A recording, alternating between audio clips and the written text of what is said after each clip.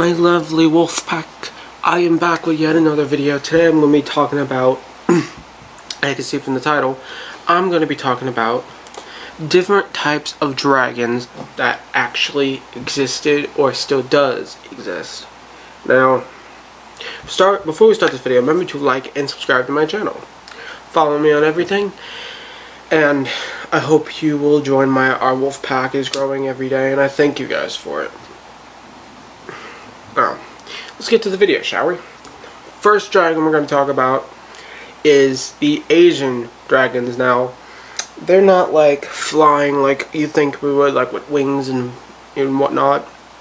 No, these dragons, they literally are water dragons, which in Asian cultures, a lot of those you'll see around. Like, you can see them in festivals and on Chinese restaurants and whatnot. Now, a lot of people think they're fake. Well, I think it was like in 2014, I think, 2015, somewhere around there. These people went into a cavern because it was a beautiful cavern, and to be honest, I would like to go there one day too. And as they were in there, they noticed something swimming, and they thought, oh, maybe it's just a fish, so they went to go check it out. It turned out to be one of those dragons, one of those water dragons. It looks like it has a long white mustache. They literally found one, but sadly it actually died, and these are rare, so they probably should have just took a picture or something. But no, they decided to take it and they bring it to some kind of aquarium like place, and it was just stupid because it ended up dying. And I'm like, why mess with it? I mean, like, of course you could take a picture or a video or maybe just like a small piece of it as like DNA sample and then let it go, because those things deserve to be in their natural habitat, not stuck in a tank somewhere and being fucking like experimented or looked at for fun. They need to go into their natural habitat. Alright, that's just my opinion, but you know, that's just mine. There's also a famous golden water dragon, and I think it's in a lake, either a lake or an ocean or something. But apparently, somewhere in Asia, they go to this dragon and they go on a boat and they pray to it. And if they're serious and they actually mean it and they're respectful, this dragon comes out of the water and blesses them with rich money and fortune. So basically, they give them money and prosperity. And I don't really know. I mean, like, I don't know if other people do it. I certainly would do that because it'd be awesome. And, you know, and I think some of them give them offerings. Like, I think some of them give them, like, roses and shit like that, or fish. Depending on what part of Asia you go from. But that's a really interesting fact I found out the other day. And another type of dragon we're going to be talking about is obviously the classic fire-breathing flying dragons you see all over movies and the internet. Now, what I'm going to tell you about this is that, yes, granted, there's lots of them. They come in different sizes, different colors, with multiple heads, and these dragons are highly dangerous. Plus, they kind of, you know, don't like humans because, you know, humans have been very, you know, bad to them in the past. But they do say that some flying fire-breathing dragons you can actually tame if you know how to do so. So basically, you'll have a flying pet dragon, which honestly sounds pretty cool. I would love that. Imagine going to Taco Bell. Imagine all your high school bullies in a fucking Lamborghini with all their hot chicks, and they're like, oh, this guy's a loser, you know, he has a crappy little truck, and you come down with a fucking fly-breathing dragon, and they're like, fucking car, let's go on this dragon, girl. So they all go up on there, and except for the bullies, obviously, and then you away. That'd be fucking awesome. That'd be awesome. Now, I'm not gonna say every single dragon that exists because I want to do a part 2 of this, so I'm only gonna be naming a couple of these dragons. So, one of the flying-breathing dragons we're gonna talk about is the black dragon. And the black dragon is one of the most dangerous fire-breathing dragons there is, because the black dragon, also known as the death dragon, because black is the color of death in the medieval. If you look in the medieval mythology, you would know that the color back then, black means death, and like red means rage, and white means purity. But in this case, the black dragon is the most dangerous because it is unpredictable, it is intelligent, highly dangerous, and on top of that, these scales are thick. They're like, I think they're like 3 inches thick. And keep in mind that these are huge scales, so you know they're pretty much they're pretty much unbreakable unless you go for the stomach. Right here is the only part you can even kill unless you let it swallow you, and then you blow it up. You're gonna need a huge ass bomb because these things can go from like anywhere from 1 million to 2 million feet tall. They wear like what, trillions of pounds, you know, and they can get so big that they can crush a city and it won't even bother them. Like, I'm not kidding. Like, you ever seen the movie Godzilla? Yeah, imagine like something way bigger that'll just crush it like a grape, like a boot hitting a grape. It is impossible to kill. Well, at least back then. I mean, we have jets and helicopters now, so maybe. I don't know. But anyways, another dragon we're going to talk about, another flying one, would be the 3-headed dragon that pretty much a lot of people don't know about. The 3-headed dragon is not a mutation, believe it or not. It is actually born with 3 heads, and it flies and has, and it also can breathe fire. But some of them breathe fire, and then one head breathes what is similar to liquid nitrogen, and a third one that can breathe toxic breath, but it's in like gas form. So basically, you would have either all 3 fires or 3 of the different types of stuff that comes out of it. And what's interesting about this one is that it could have different opinions at once. Like, one head could say, I don't want this, and the other one says, oh yeah, I want this, and you know, something like that. But on top of that, it is also pretty intelligent, although it is easier to kill with, the scales aren't as tough as the black dragon. The stomach is some reason even softer and easier to break, like toilet paper dipped in water.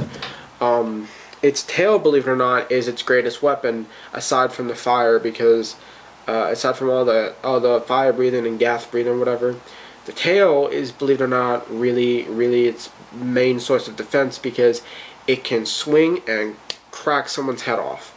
It could swing and throw you about like 50 feet away, and you'll die with an impact because it's that strong.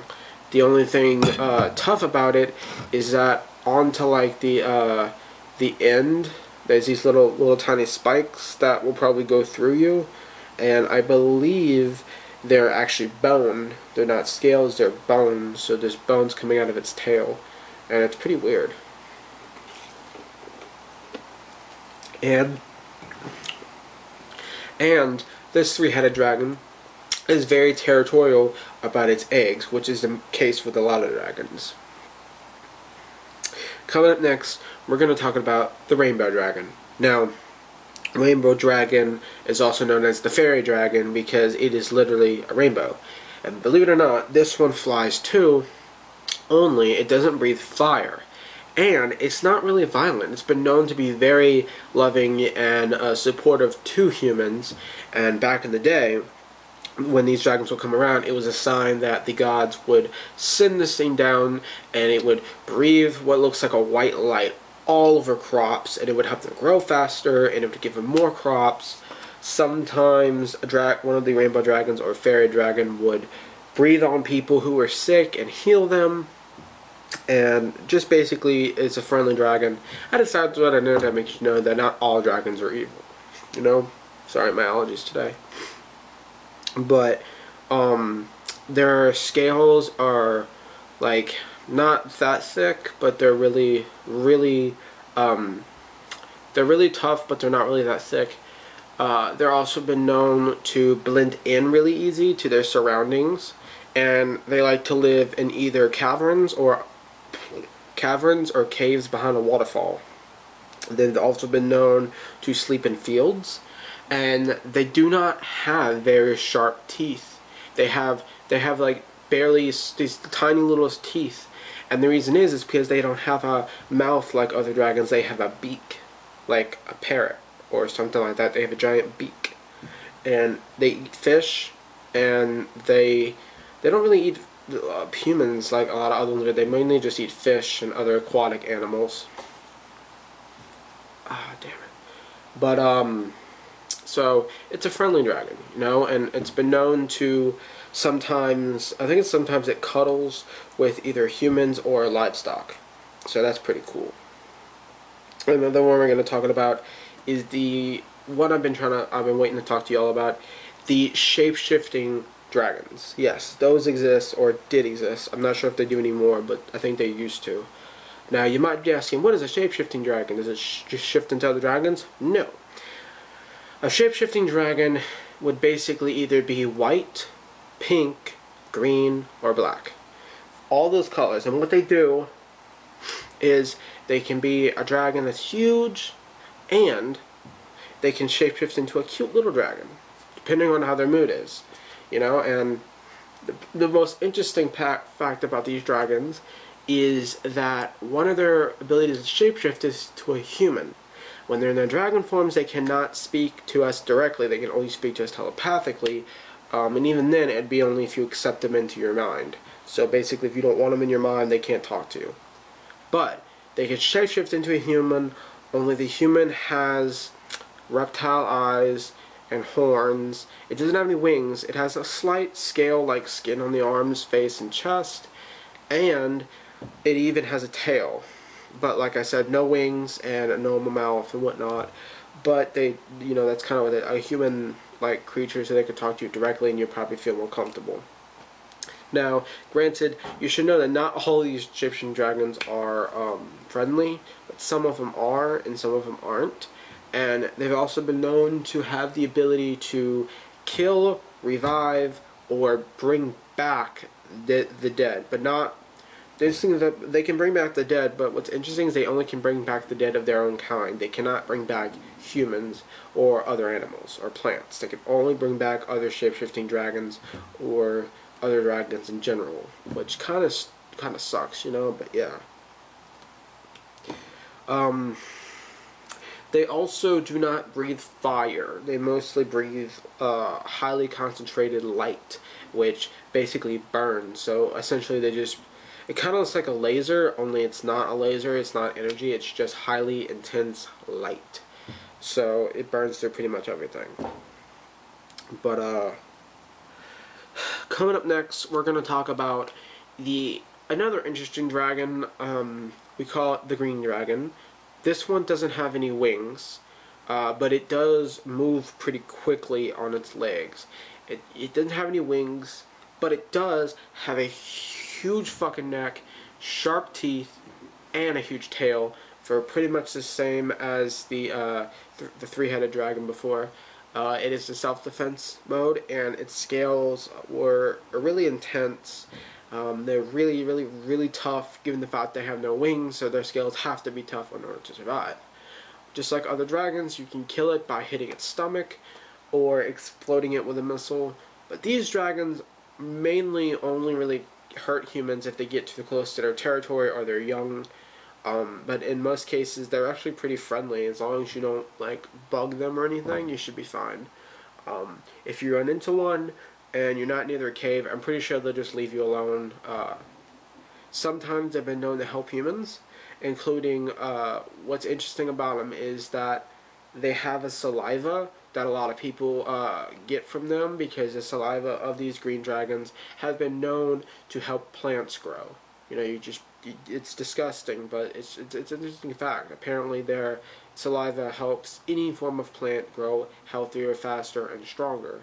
It also, these things, the saliva wards off like birds and insects that will make your crops shit. So that's pretty interesting. And I always wondered, you know, what do the eggs look like? And the eggs probably look like it's white, but it has like little green specks on it, and very interesting. Kind of looks like a mint, but it's an egg. So, and the last dragon on part one of this list is going to be the pink dragon, which is obviously the dragon of love. And interesting about this one is that this dragon if you see this dragon or if you hear this dragon, it is a sign that you are going to find true love, or that you already, or if you're already in love with someone, it means that that is your true love right there, and you're going to have a long relationship. But if it comes to you, it is a sign of good faith that, you know, you have a faithful person in your life and whatnot. But its scales are very thin and very fragile. It doesn't breathe fire at all. In fact, it doesn't breathe anything. And this one doesn't have a regular dragon mouth either. It doesn't have a beak. It has what looks like a long snout with very tiny little teeth, and it mainly eats fish and birds. And after centuries of them, you know, going extinct, I think there's only a few left in existence. I'm not sure, but according to dragon lore, there might still be a couple, but they're pretty rare right now. It sucks, but that'd be cool.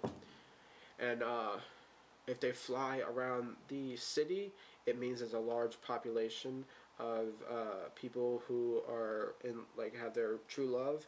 And same thing goes if they circle around your house or your property. And sometimes what had happened is that sometimes when they walk or when they fly, they leave pink dust that is a well-known aphrodisiac and is known to help pregnant women have a safe delivery. So that's pretty interesting, and I always wanted to know what that dust was until I researched it. I found out. So, but that's gonna be the end of my video of part 1 of this list. If you want to see part 2, links in, sorry, I'll do it next time. Like, subscribe, links in the description for my last video if you haven't seen it. Check it out. But thank you guys for watching.